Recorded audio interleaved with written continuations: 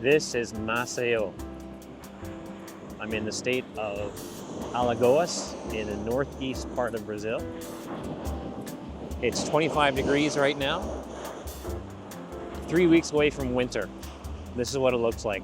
Winter here in Maceió is characterized by warm weather and lots of rain, and not even lots of rain. So here in Maceió, it doesn't really rain too much. It doesn't really rain all day. I had to wait a few minutes before filming this video, and the rain just kind of passed over. It'll probably rain a little bit later today. But today is a bit cloudy right now, but normally it will look like this. I've had a lot of beautiful days during my time here. I'm Dennis from Groove Arts. I make music while wandering the world. Please check out some of my new music in the links below. I'm currently in Maceió. Maceió is how I pronounce that. And I am winding up my trip here in Brazil. As a tourist, I can only stay a maximum of 6 months per year, and I'm a little close to that right now, so it's time for me to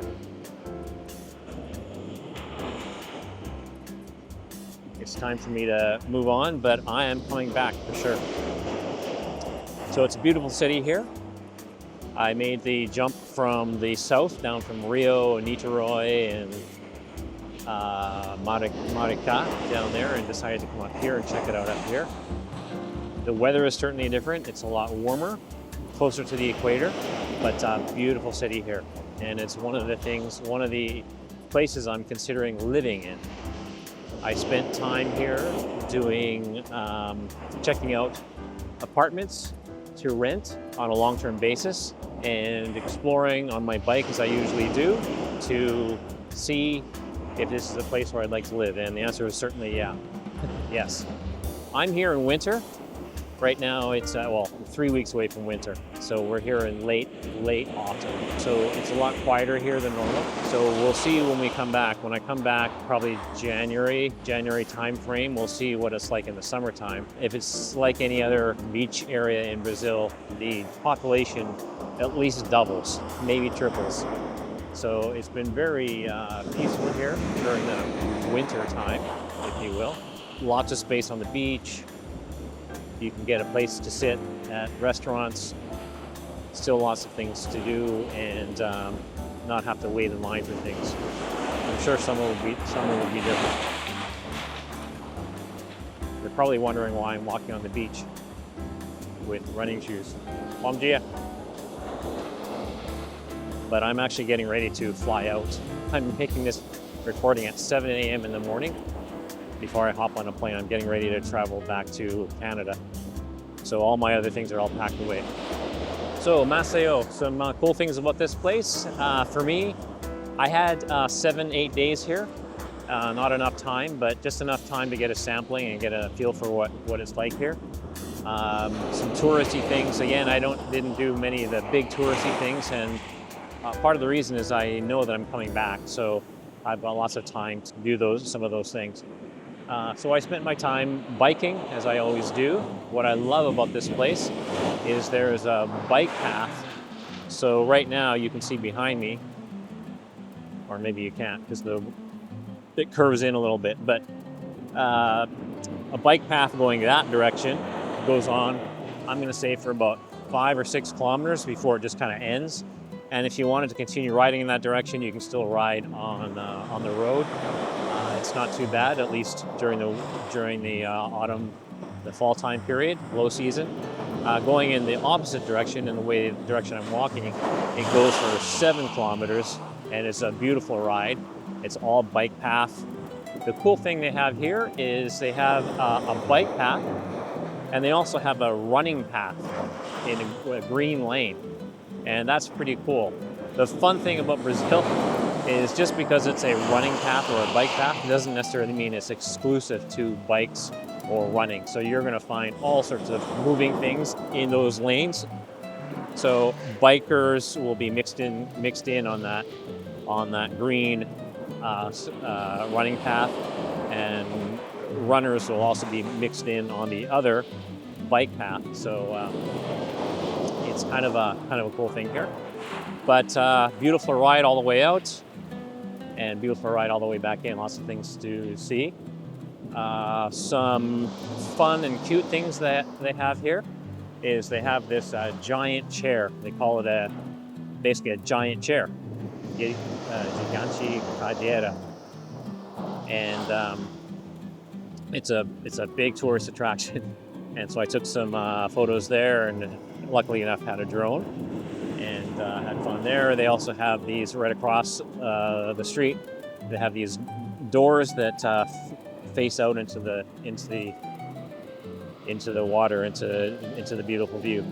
So there's some fun things to do there. Music, of course, is big, and it's just as easy as walking into one of those kiosks, one of those restaurants along the beach. Lots of music here, especially on the weekend. A nice thing to do here on a Sunday is they close the road, the main road here, or a big part of it. So really enjoyed that yesterday on a Sunday.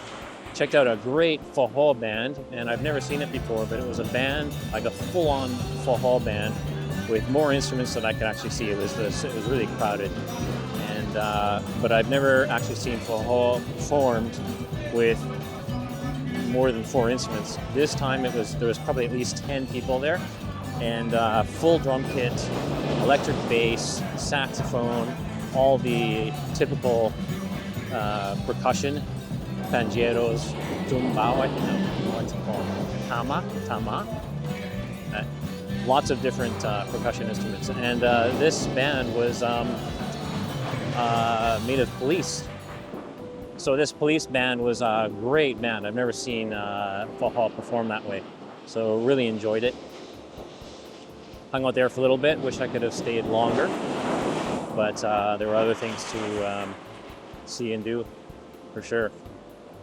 So music here is alive and well, and one of the things I did was spent some time trying to take a pandeiro lesson, which is, it looks like a tambourine from Western culture, if you will,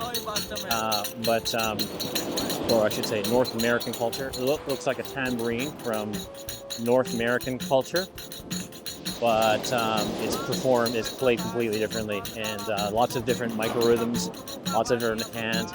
I had a problem catching on because the teacher, of course I'm going to blame the teacher, not the student,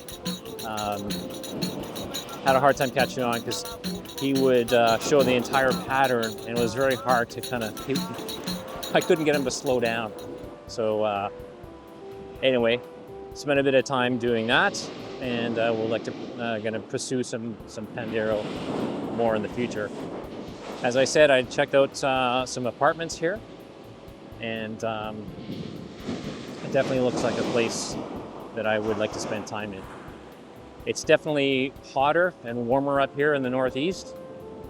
Again, we're approaching winter, and I was seeing generally about 30 degrees every day. So the sun is nice and strong.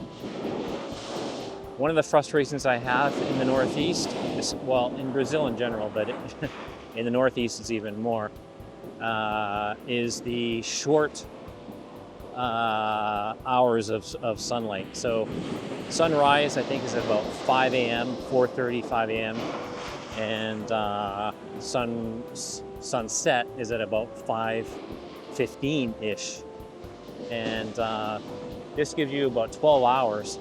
And if you're not an early riser to take advantage of it all, you're kind of rushed. So I like to try and get everything done during the day, during daylight hours, but I always feel rushed. So for example, I always wanted to finish my day sitting here on the beach and relaxing, but I would always run out of time, so that by the time I got to the beach, it would be like 4 p.m. and I'd run out of light. It was still nice and warm, but I'd run out of the strong sunshine. So it can be a struggle to try and fit everything in during daylight hours. So musically, what did I get done here? Not a whole lot. You can probably see why. It's just so beautiful here. I did my minimal practicing session on guitar, just the minimal amount of work. half an hour practicing every day, which is certainly not enough. Not for me, anyway. And I think I did maybe 0 songwriting. Not quite 0, just above 0. So it wasn't very productive, but still have a lot of work to do, and we'll continue that once I get back to Canada. On a bit of a sad note, you'll notice behind me, or on this beach right now, you'll probably see a lot of plastic and litter along the beach. And I don't think this is a issue specifically with Brazil. I think it's a sign of the times, where we have so much plastic in the ocean. It's just washing up everywhere. And we see it. They do clean this up. If they didn't, it would be worse. But I think it's in the early morning, so all the stuff that's come up from the water is littered along the beach. So that's a little bit hard to see here. One of the fun things I did is I took a tour out into what they call piscinas, which is translates to pools. So one of the cool things here is that in the out in the middle of the what looks like in the middle of the ocean, there's some coral that certainly breaks the waves in this particular area. But more interestingly, it gets really shallow out. I don't know, maybe a kilometer, less than a kilometer out, and you can stand up and walk around, and it's like you're close to the shore, but you're out kind of in the middle of the water there. So they offer tours on different boats to go out there and explore that. When I went out, it was sunny, then it rained. So the visibility, if you want to snorkel and view the fish there, the visibility is cut down when there's rain, I think during this time of year. But other than that, beautiful way to spend an afternoon. So I went out on noon and hung out there. The boat stayed there basically until 2 p.m. And a great way to spend some time. I would do it in the summertime when when it's hot. So not that it was cold, but it just wasn't hot. So I'm going to leave you there. I can talk all day long about this beautiful city, but I'm going to let it speak for itself and just leave you with some beautiful drone footage. I couldn't stop grabbing video of this beautiful place. So I'm going to leave you with that. I'm Dennis from Groovart. I make music while wandering the world. Check out the links below for some original music. Please let me know what you think. We shall see you in the next one. Bye for now.